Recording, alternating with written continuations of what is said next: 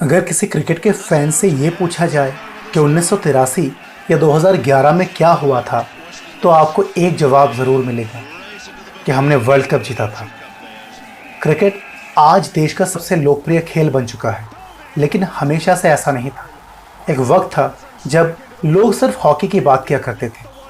1928 में पहली बार भारतीय टीम ने मेंस हॉकी में ओलंपिक्स में भाग लिया और स्वर्ण पदक जीता। 1928 से लेकर 1956 तक भारत ने ओलंपिक में एक मैच भी नहीं हारा था। आज तक भारत ने ओलंपिक में 8 स्वर्ण पदक जीते। भारत ने 1980 में ओलंपिक्स में स्पेन को 4-3 से हराकर अपना 8वां स्वर्ण पदक जीता था। इसके बाद भारत कभी भी 5वें स्थान को पार नहीं कर पाया। अफसोस की बात यह है कि 2008 बीजिंग ओलंपिक्स के लिए भारत क्वालिफाई तक नहीं कर पाया था। लेकिन हमेशा से ऐसा नहीं था। एक वक्त था जब हॉकी की दुनिया पर भारत का राज चलता था और सबकी ज़ुबान पर एक ही नाम हुआ करता था, मेजर ध्यानचंद। मेजर ध्यानचंद का जन्म 29 अगस्त 1905 में इलाहाबाद में हुआ था। ध्यानचंद एक राजपूत परिवार से थे जो बाद में झांसी में बस गए थे। उनके पिता समेश्वर दत्त सिंह ब्रिटिश भारतीय सेना में सूबेदार के पद पर थे और सेना के लिए हॉकी खेलते थे। ध्यानचंद की माता का नाम शारदा सिंह था। ध्यानचंद के 2 भाई थे, मूल सिंह और रूप सिंह। उनकी पत्नी का नाम था जानकी देवी। ध्यानचंद की 5 संतान थी, जिनमें से एक है ओलंपियन अशोक कुमार, जिन्होंने 1975 के हॉकी वर्ल्ड कप में पाकिस्तान के खिलाफ गोल करके स्वर्ण पदक जीता था। महज 16 वर्ष की आयु में ध्यानचंद एक सिपाही के रूप में सेना में शामिल होते हैं। ध्यानचंद अपनी आत्मकथा गोल में लिखते हैं कि 1922 में दिल्ली में सिपाही के रूप में पहली ब्राह्मण रेजिमेंट में वे शामिल हुए। अपनी ऑटोबायोग्राफी में वो ये भी लिखते हैं कि सेना में आने से पहले उन्होंने कभी हॉकी खेली नहीं थी।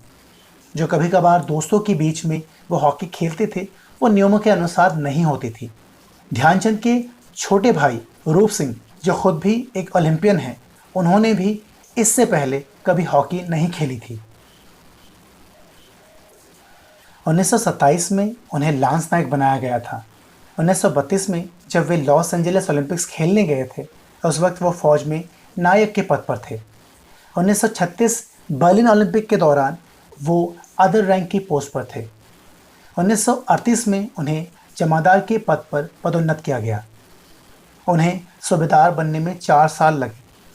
1943 में उन्हें लेफ्टिनेंट बनाया गया। अपनी किताब गोल में वे लिखते हैं कि स्वतंत्र भारत में उन्हें कैप्टन की रैंक मिलना उनके लिए एक गर्व की बात थी। 1926 में ध्यानचंद भारतीय सेना की टीम के सदस्य थे, जिन्होंने ऑस्ट्रेलिया और न्यूजीलैंड का दौरा किया था। उन्होंने पहली बार 1934 में दिल्ली में पश्चिमी एशियाई खेलों में भारत की कप्तानी की थी। 1935 में वो ऑस्ट्रेलिया और न्यूजीलैंड के दौरा करने वाले सब्स्टिट्यूट कैप्टन बने। 1936 बर्लिन ओलंपिक्स में पहली बार उन्हें कप्तानी की जिम्मेदारी मिली। ध्यानचंद ने अपनी आत्मकथा गोल में ये लिखा है कि जब वे ब्राह्मण रेजिमेंट में शामिल हुए तो उन्होंने बाले तिवारी नाम के एक सूबेदार मेजर के साथ काम किया। बाले तिवारी ने उन्हें हॉकी के बहुत सारे तकनीक सिखाए। बाले तिवारी एक हॉकी के उत्साही और बहुत ही शानदार खिलाड़ी थे। ध्यानचंद के पास छावनी में हॉकी खेलने के लिए कोई निश्चित समय नहीं था। जब भी उन्हें समय मिलता वह अभ्यास करते। ओलंपिक खेलों को छोड़कर उनकी पूरी हॉकी रेजिमेंटल टूर्नामेंट तक सीमित थी। झांसी हीरोज़ एकमात्र सिविलियन क्लब थी जिसके लिए उन्होंने 2 बड़े सिविलियन टूर्नामेंट खेले थे। 1924 में हॉकी ओलंपिक्स में नहीं खेला गया था। 1928 में ओलंपिक में हॉकी वापसी कर रही थी। 1928 में ही कोलकाता ने पहले इंटर प्रोविंशियल हॉकी टूर्नामेंट की मेज़बानी की। इसमें 5 टीमें हिस्सा ले रही थी: पंजाब, यूनाइटेड प्रोविंसेस, बंगाल, राजपुताना और सेंट्रल प्रोविंसेस। सेना ने इस टूर्नामेंट में भाग न लेने का निर्णय लिया। ध्यानचंद ने इंटर प्रोविंशियल हॉकी टूर्नामेंट में खेलने की इजाज़त मांगी, जिसकी अनुमति उन्हें मिली और यूनाइटेड प्रोविंसेस की तरफ से उन्होंने इसमें भाग लिया। 1928 के ओलंपिक गेम्स में कुल 9 टीमों ने हिस्सा लिया। ध्यानचंद ने 5 मैचों में 14 गोल किए। ये इस पूरे टूर्नामेंट का हाईएस्ट स्कोर था। उन्होंने फाइनल में नेदरलैंड्स के खिलाफ हैट्रिक बनाई थी। 1932 में लॉस एंजलिस ओलंपिक्स में सिर्फ 3 टीमों ने भाग लिया था, भारत, जापान और अमेरिका। इसी ओलंपिक्स में भारत ने अमेरिका को 24-1 से हराया था। ध्यानचंद ने 2 मैचों में 12 गोल किए थे, जबकि उनके छोटे भाई रूपचंद ने 13 गोल किए थे। जब भी हम ओलंपिक के खेलों के बारे में बातें करते हैं, 1936 का नाम ज़रूर आता है, Berlin Olympics. Rides Adolf Hitler, host to the worldwide gathering of sport enthusiasts to open the 1936 Olympiad.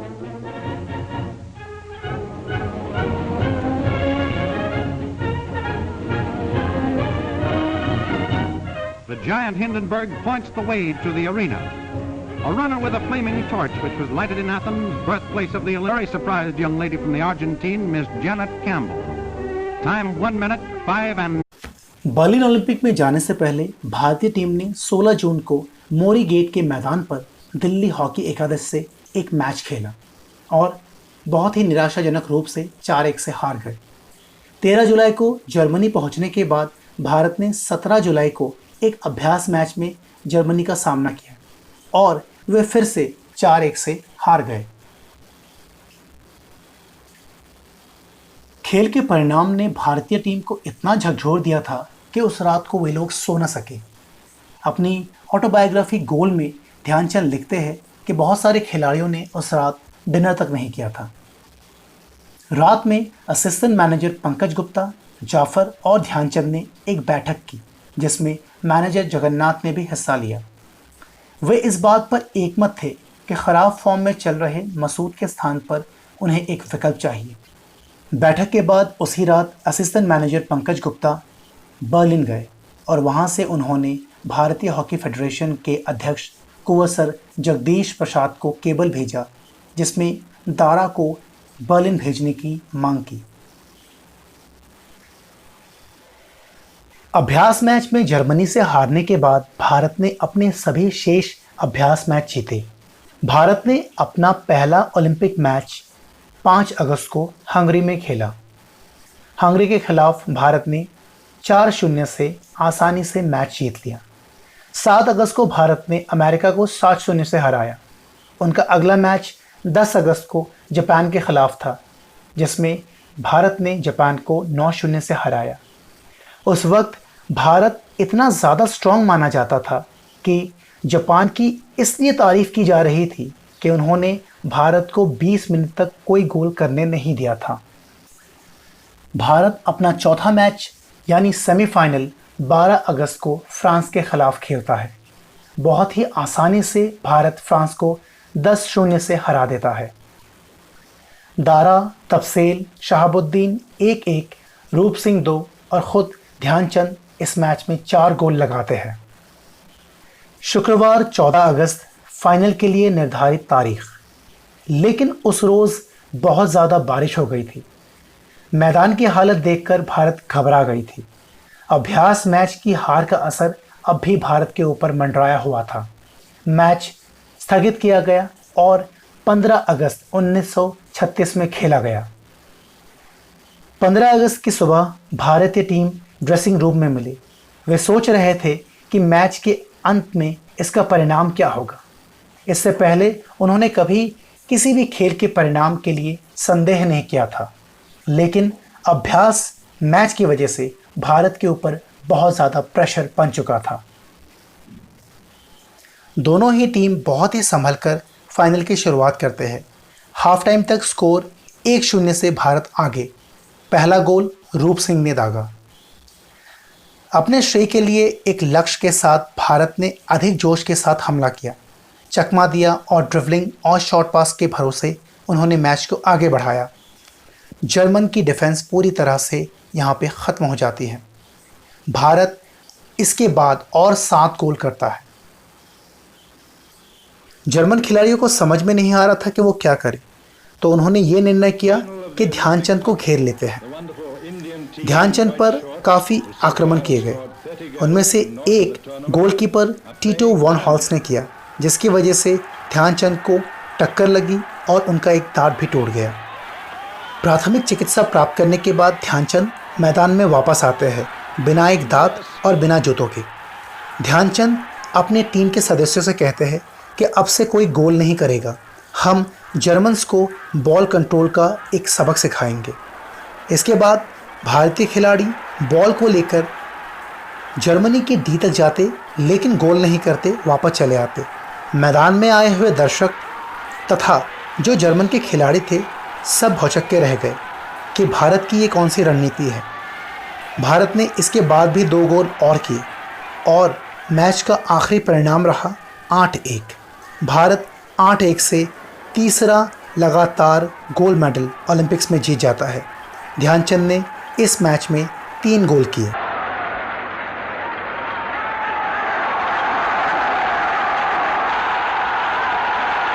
Final result was India 8, Germany 1. ऐसा कहा जाता है कि हिटलर ध्यानचंद के खेल से इतने ज़्यादा प्रभावित हो गए थे कि ध्यानचंद को उन्होंने जर्मन आने का न्योता दिया था और जर्मनी की सेना में एक उच्च पद की पेशकश की थी, जिसके उत्तर में ध्यानचंद ने मना कर दिया था। हालांकि इस तरह के दावे की बात कभी ध्यानचंद ने खुद नहीं की। यहाँ तक कि बीबीसी को दिए गए अपने साक्षात्कार में भी ध्यानचंद ने ऐसा कुछ नहीं कहा। इसके अलावा उनकी आत्मकथा गोल जो 1952 में प्रकाशित हुई थी, उसमें भी इस घटना का कोई भी जिक्र नहीं है।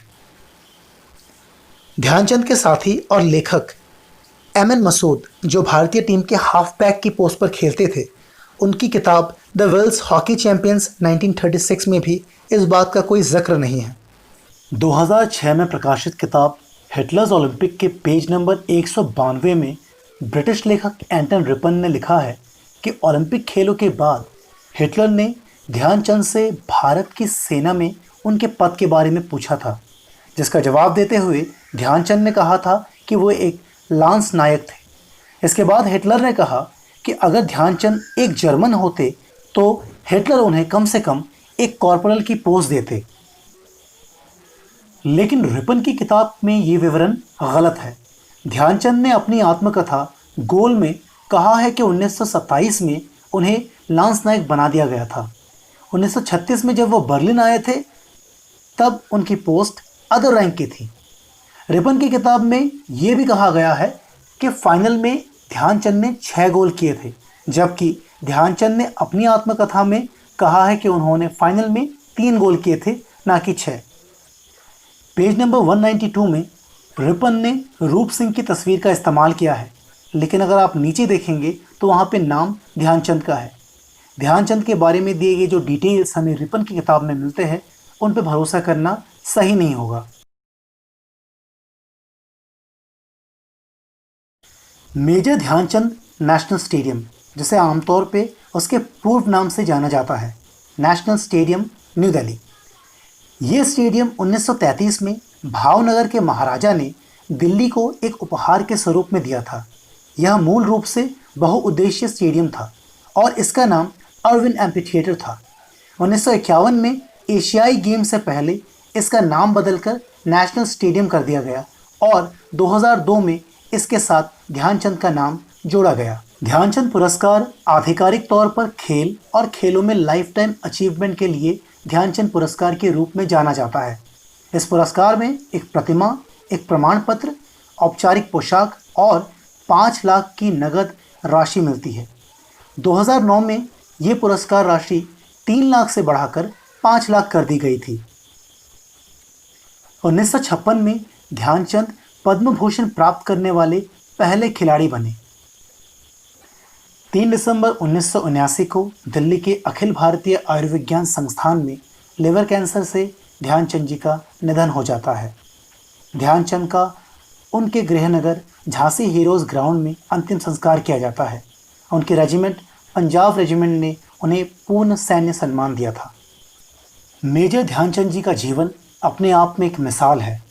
आशा करता हूँ आपको ध्यानचंद जी के जीवन के बारे में कुछ ज़रूरी बातें जानने का मौका मिला होगा। धन्यवाद।